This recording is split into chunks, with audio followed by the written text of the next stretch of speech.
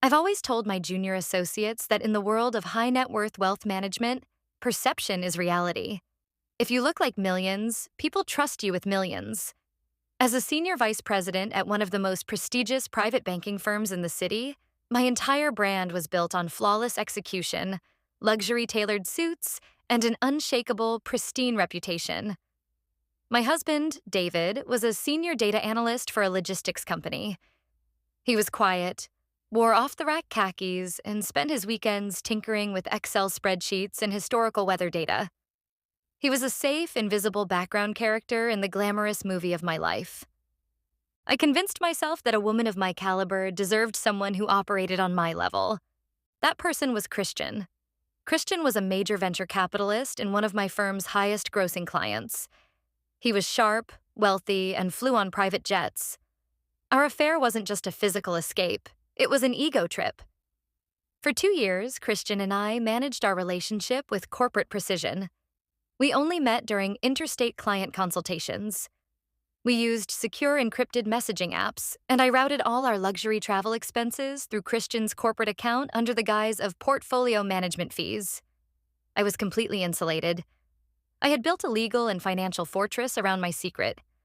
My fatal mistake was assuming that because David didn't speak loudly, he wasn't paying attention. The climax of my deception was supposed to take place during our firm's annual Executive Leadership Retreat. It was a 3-day, invite-only conference at a luxury resort in Aspen, attended by our CEO, the entire board of directors, and our top 50 institutional clients, including Christian. I was scheduled to give the keynote presentation on Sunday morning, a speech that would practically guarantee my promotion to managing director. The night before the presentation, the firm hosted a black tie gala. Christian and I had to maintain professional distance in the ballroom, but the tension was intoxicating. "You look breathtaking, Victoria," Christian whispered as he passed me near the ice sculpture, slipping a room key into my beaded evening bag. "Room 402, midnight." I smiled, keeping my eyes fixed on the CEO across the room. "I'll be there." At midnight, I slipped away from the gala. I spent 3 hours in room 402 with Christian.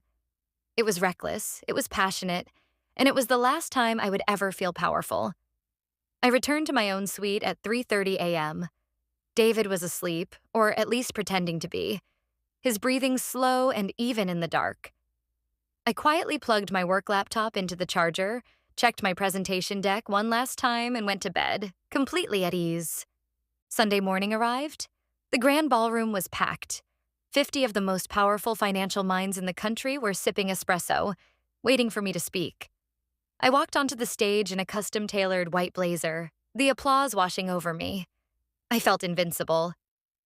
"Good morning, everyone," I said, adjusting the lapel mic. "Today, we are looking at the future of risk mitigation and asset growth."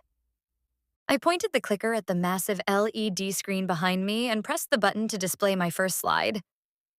The screen didn't display our corporate logo or market growth charts. Instead, it flashed a stark white screen with black text that read, "Portfolio Audit, Revenue versus Infidelity." A soft murmur rippled through the audience. I froze, my thumb hovering over the clicker. I pressed it again, desperately trying to force the slide to advance. The next slide appeared. It wasn't a chart. It was a crystal-clear, high-definition screenshot of a corporate expense report. Highlighted in bright red ink were the portfolio management fees I had charged to Christian's account. But beneath the numbers, embedded directly into the slide, were the corresponding encrypted text messages Christian and I had exchanged on those exact dates, planning our hotel encounters. "Is this a joke?" a board member whispered loudly from the front row. "There seems to be a glitch with the server," I stammered, my voice cracking through the microphone. My heart was pounding so hard I could hear it in my ears. "If the tech team could please look at the monitor." I pressed the clicker frantically. The screen changed again. This slide was a live, automated timestamp spreadsheet. It showed the electronic lock data for room 402 from exactly 3 hours ago. 12:08 a.m., Victoria Vance entry. 3:14 a.m., Victoria Vance exit. And right next to the log data was a perfectly clear, high-resolution photo taken from the resort's hallway security camera, showing me entering Christian's room in my gala gown. The ballroom went dead silent. You could hear a pin drop on the heavy carpet. I looked out into the crowd. Christian had gone entirely pale, staring at the screen in absolute horror. His wife, who had flown in for the gala, was staring at him with a look of pure fury. I looked over at the VIP table where our CEO sat. He wasn't looking at the screen. He was looking at a man sitting in the back row of the ballroom. It was David. David wasn't wearing his usual khakis. He was wearing a perfectly fitted dark suit. He was holding his personal tablet, his fingers tapping the screen calmly. As a senior data analyst, David didn't just understand spreadsheets. He understood system integration. When I plugged my work laptop into our home network weeks ago, David didn't need to crack my encrypted apps. He had simply mirrored my local hard drive and used a remote access script that overrode my presentation file the moment my laptop connected to the resort's main stage projector. David stood up, adjusting his tie. He walked down the center aisle of the ballroom, his shoes clicking softly against the floor. He didn't look angry. He looked like an auditor delivering a final report. He stopped at the foot of the stage, looking up at me. "Your math was wrong, Victoria," David said, his voice carrying perfectly through the silent room. "You thought the background noise didn't matter. But in data analytics, the noise is always where the error hides. You leaked $42,000 of Christian's company capital to fund your travel. I've already forwarded the full forensic audit to the SEC and the firm's compliance committee." Our CEO stood up, his face an unreadable mask of corporate coldness. "Victoria, leave the stage. Security will escort you to your room to pack."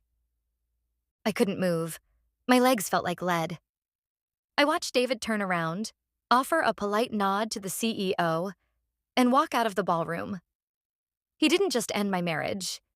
He dismantled my career, my reputation, and my entire future in front of every single person who mattered to me, all within 90 seconds. By the time I was escorted out of the resort, my corporate email had been deactivated. My firm had issued a press release announcing my immediate termination due to ethical violations, and Christian's venture fund had pulled all its assets from our bank. I sat in the back of an Uber, watching the Aspen Mountains fade in the rearview mirror, realizing that I had spent years looking down on a man because he worked with numbers. I forgot that when you live a double life, the numbers always catch up to you. And in the end, the data didn't just set David free. It completely erased me.